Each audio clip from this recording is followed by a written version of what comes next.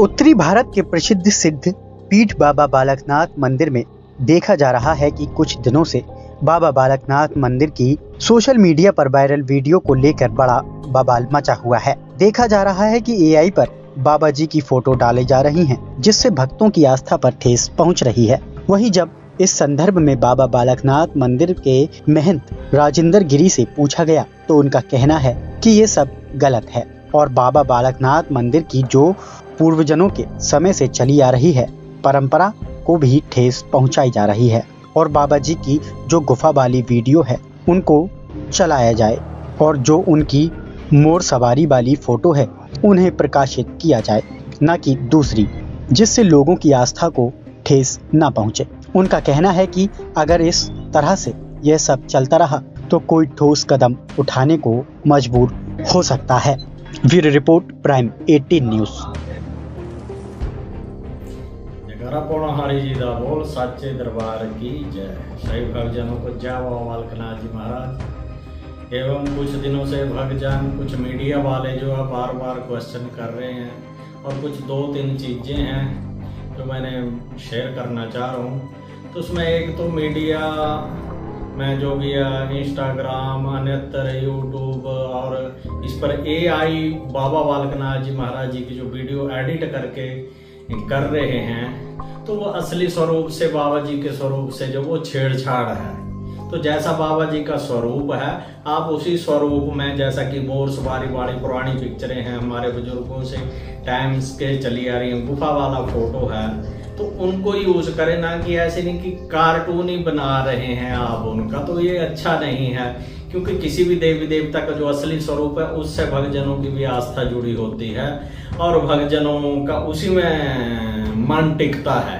तो हम कुछ भी बना रहे हैं, कुछ भी कर रहे हैं नए इके में या अपना काम चलाने के लिए सभी ये चीजें कर रहे हैं, तो ये अच्छी बात नहीं है। तो भक्तजन इसका ध्यान रखें कि किसी की आस्था को ठेस भी ना पहुंचे और हमारे जो देवी देवताओं का असली स्वरूप है उसको बनाए रखें, ताकि वही जो हमारा परंपरागत पीढ़ी दर पीढ़ी चला आ रहा है तो वही रहना चाहिए। तो इस बात का खासकर ध्यान रखें कि ये चीज गलत है। किसी भी देवी देवता का आप देखें, जितने स्वरूप माता के हैं, बाबा जी के, अन्यत्र और देवी देवता भोलेनाथ, तो उनसे साथ ऐसे कार्टून टाइप छेड़छाड़ कोई नहीं करता सभी दिन। तो ये चीजें अच्छी नहीं है, तो इस चीज का ध्यान रखें, इन चीजों को कृपया बंद करें। और दूसरा एक नया ट्रेंड पिछले 5-4 सालों से चल पड़ा है कि बाबा बालकनाथ जी महाराज जी का जून महीने में कोई 2 जून को 29 को कुछ भी है, वो अपनी मर्जी से कि बाबा जी का जन्मदिन है जी, तो ये देवी देवता हैं हमारे, तो उनका जन्मोत्सव होता है, प्रकटोत्सव होता है, लेकिन जिस तिथि, बार, दिन, काल, खंड में उनका जन्म हुआ है उस दौरान होता है। लेकिन बाबा बालकनाथ जी महाराज जी का ऐसा कोई इतिहास नहीं है, कोई किताबों ग्रंथों में कहीं वर्णन नहीं है कि इस दौरान बाबा जी का इस महीने हो रहे, क्योंकि इतने सदियों से चला आ रहा है यहाँ बाबा बालकनाथ पीठ की परंपरा, गुरु गद्दी की परंपरा चली आ रही, लेकिन ऐसा पहले नहीं करे। लेकिन ये चीजें अब ही लगी हैं होने, क्योंकि ये जो सोशल मीडिया का ट्रेंड चला है, सभी अपना अपना या तो धंधा चलाने के लिए इन चीजों को कर रहे हैं या अपना अपना नाम जमा रहे हैं। तो उन चीजों को गलत परंपराएं ना शुरू करें। जो बाबा बालकनाथ जी महाराज जी के पीठ की परंपराएं हैं,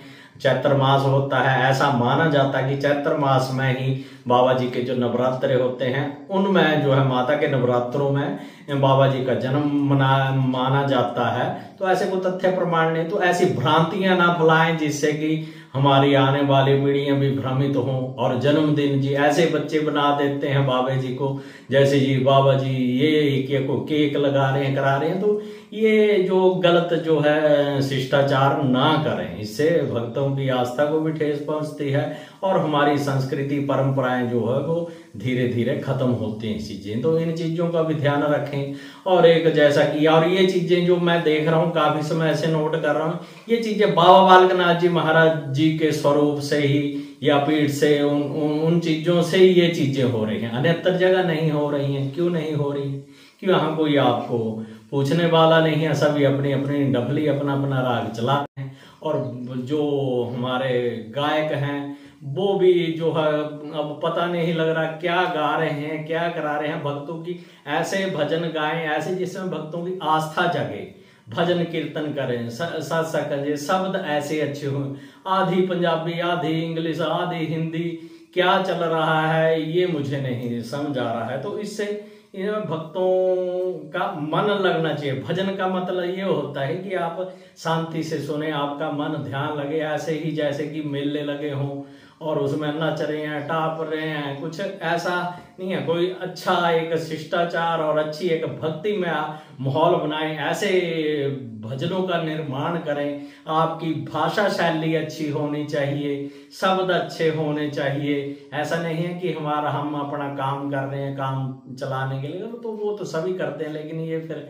ज्यादा नहीं होते हैं, क्षणिक मात्र चीजें होते हैं। लंबे समय तक आपने टिकना है तो अच्छा सत्संग प्रचार प्रसार करें। अपनी भाषा शैली खासकर जो है शब्दों का अनुसरण जो है वो अच्छा रखें। तो सभी इस चीज का ध्यान रखें, इन चीजों को अपनाएं। ये सभी के लिए, आपके लिए, किसी के लिए के नहीं, ये सभी आपके लिए, आपकी आने वाली पीढ़ियों के लिए ये एक संदेश है। और हम उन चीजों का अनुसरण करेंगे तो आपके बच्चे क्या करेंगे।